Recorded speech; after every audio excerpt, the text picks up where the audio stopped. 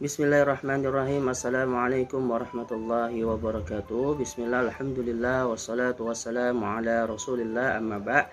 Alhamdulillah, sekarang kita telah memasuki ajaran baru tahun pelajaran 2021 dan juga 2022.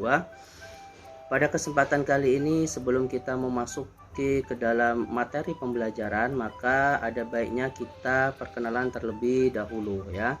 Nah, dalam video ini kita akan yang dinamakan PKS, yaitu pengenalan, kemudian ada kontrak belajar, kemudian juga ada sistem penilaian. Nah, yang pertama kita pengenalan terlebih dahulu. Nah, mungkin yang di kelas 7 tahun kemarin atau kelas 8 yang belum diajar oleh Ustadz belum mengetahui ya, belum kenal dengan Ustadz, maka Ustadz memperkenalkan diri terlebih dahulu.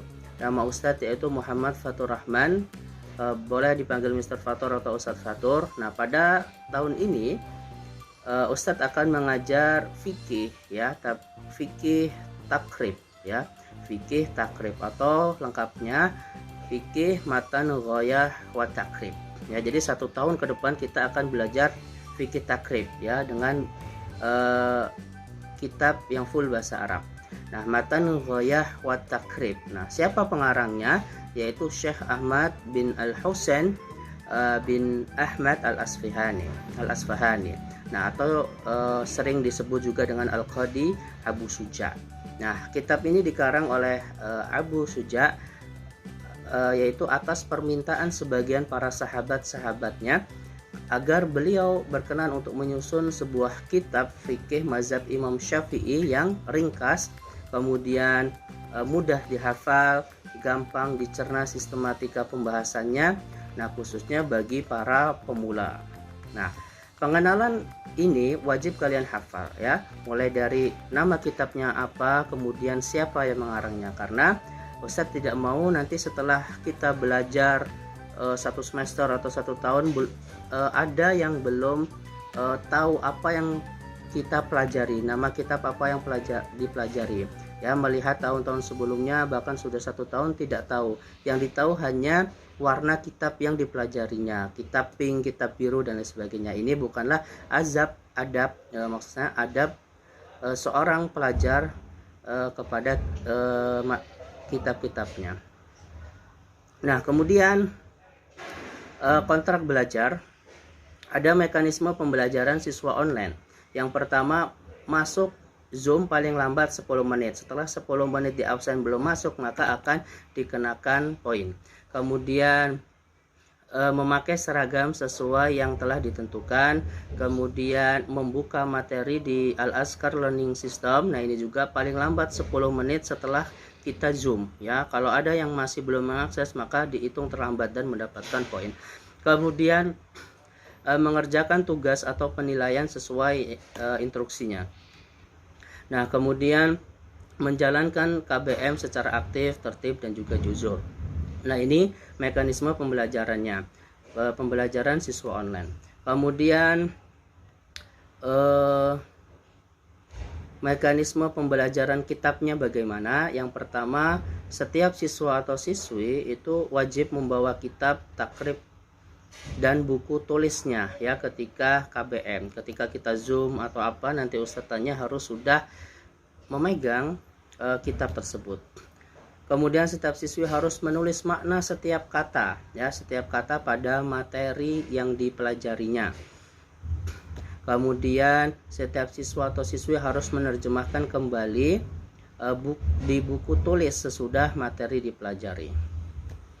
Kemudian tugas harian. Nah, setelah kita belajar, nanti ada tugas harian, yaitu memfoto tulisan pemberian makna pada materi yang dipelajari di kitab, dan juga memfoto pemberian terjemah di buku tulis. Jadi nanti ketika kita belajar, kalian harus menulis maknanya di kitab, kemudian setelah selesai kemudian diterjemahkan secara lengkap di buku tulis, kemudian difoto dan dikirim ke ALS. Nah, foto harus jelas dan ditulis nama di kertasnya.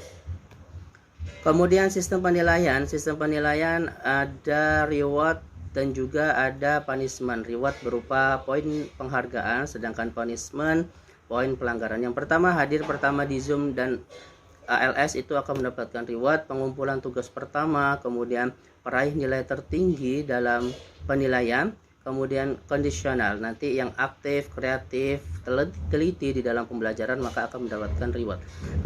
Kemudian punishment, terlambat KBM tidak Zoom 2 poin, terlambat membuka materi di ALS 1 poin, kemudian tidak hadir tanpa keterangan 3 poin, tidak mengumpulkan tugas tepat waktu 3 poin, tidak jujur 5 poin.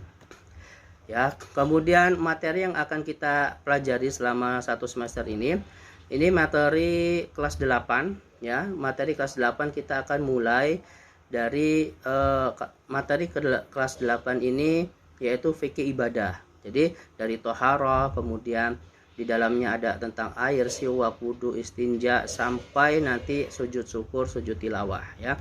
Kemudian untuk materi kelas 8, kelas 9 itu fikih muamalat ya, tentang interaksi kita dengan sesama. Kalau di kelas 8 tadi kita sama Allah, nah sekarang fikih muamalat kita dengan makhluk ya. Ada tentang jual beli, kemudian di jual beli itu ada riba, khiyar, salam, gadai, utang piutang dan lain sebagainya, sampai kita nanti belajar faraid ya, faraid atau warisan.